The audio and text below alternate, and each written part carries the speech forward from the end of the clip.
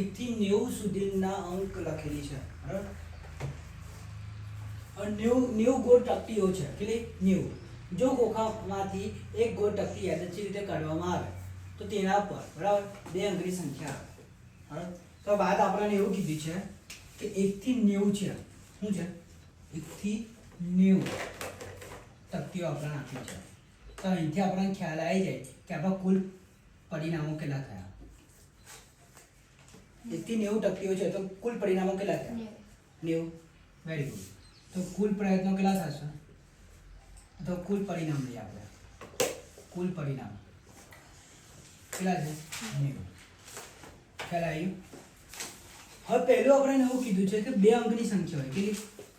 2 અંકની સંખ્યા. 2 અંકની સંખ્યા હોય.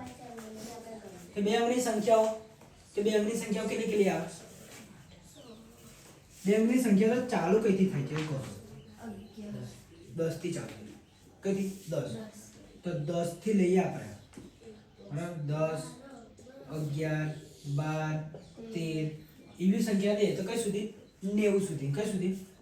90. તો આપણાને એક અંકની સંખ્યા કેટલી હતી? 9 હતી. 1 થી 9. તો 90 માંથી 9 બાદ કરી નાખો એટલે આપણાને 2 અંકની સંખ્યા મળી જશે. ખ્યાલ આવે કે ના? આપણે 2 અંકની સંખ્યા શોધવાની છે. તો એક અંકની સંખ્યા વધારે છે કે 2 અંકની સંખ્યા વધારે છે? એક અંકની સંખ્યા વધારે છે કે 2 અંકની સંખ્યા વધારે છે? 2 અંકની સંખ્યા વધારે છે. તો એક અંકની સંખ્યાઓ કેટલી છે? 9. અને 2 અંકની સંખ્યા કેટલી છે તે આપણને ખબર નથી.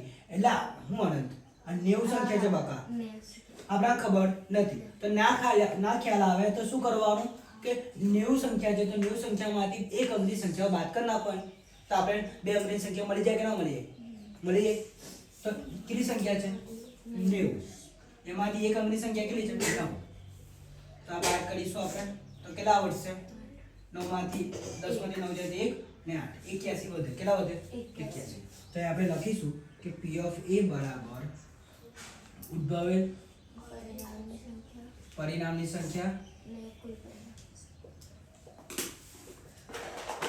છેદમાં કુલ પરિણામની સંખ્યા.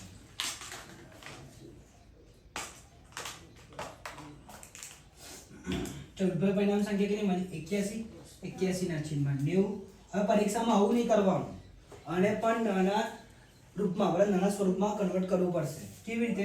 કે 9 81 અને 10 10 90. 9 ઉડી ગયા તો 9 ના છેદમાં 10.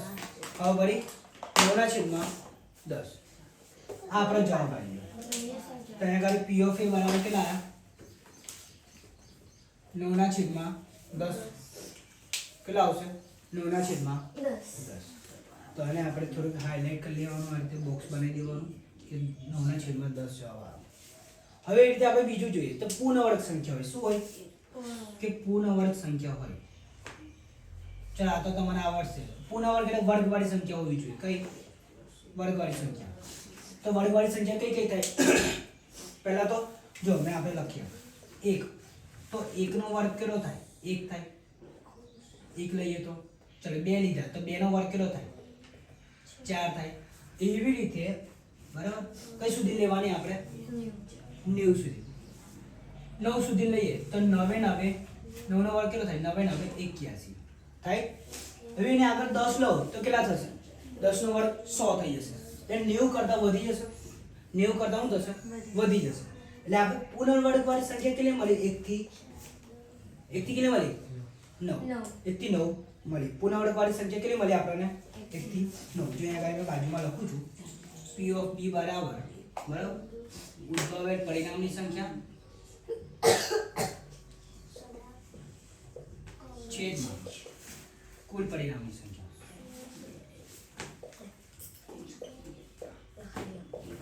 ચલો ઉદ્ભવેલ પરિણામની સંખ્યા કેટલી હશે?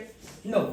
તો 9 ના છેદમાં 100 હે 90 આવે છોકરી. કુલ પરિણામો જોવાના. કુલ પરિણામો અહીં લખેલા તો છે જો 90. તો 9 9 90 હે ને? તો 1 ના છેદમાં 10. તો આપણો 1 ના છેદમાં 10 શું મળી ગયો? જવાબ મળી ગયો. ખ્યાલ આવે કે ના? તો એને આપણે બોક્સ 1 ના છેદમાં 10. હવે એક આ અગત્યનો પોઈન્ટ છે એ જોઈએ. બરાબર? 5 વડે વિભાજ્ય સંખ્યા કેટલા આવે? 5 વડે વિભાજ્ય સંખ્યા. તો ચાલો તમારે આ કહેવાનું છે. તો 5 વડે વિભાજ્ય સંખ્યા 1 થી 9 માં કેટલી છે?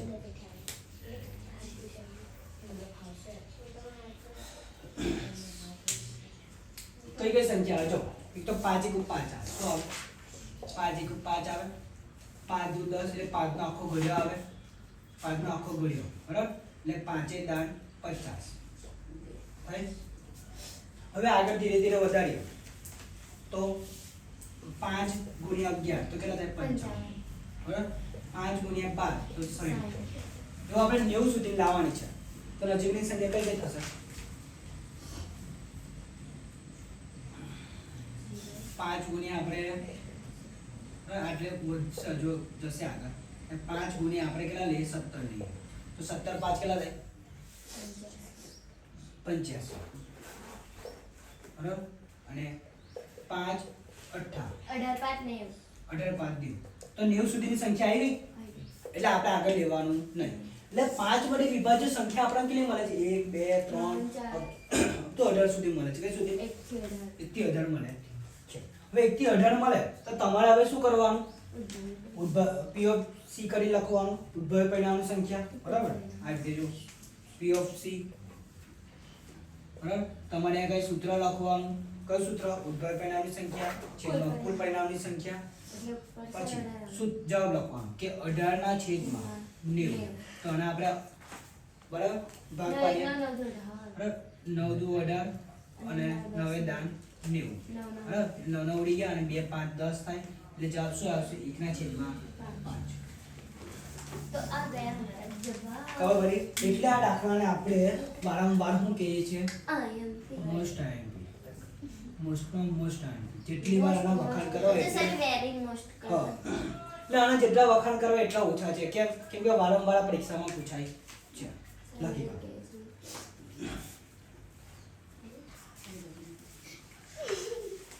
જય સ્વામિનારાયણ.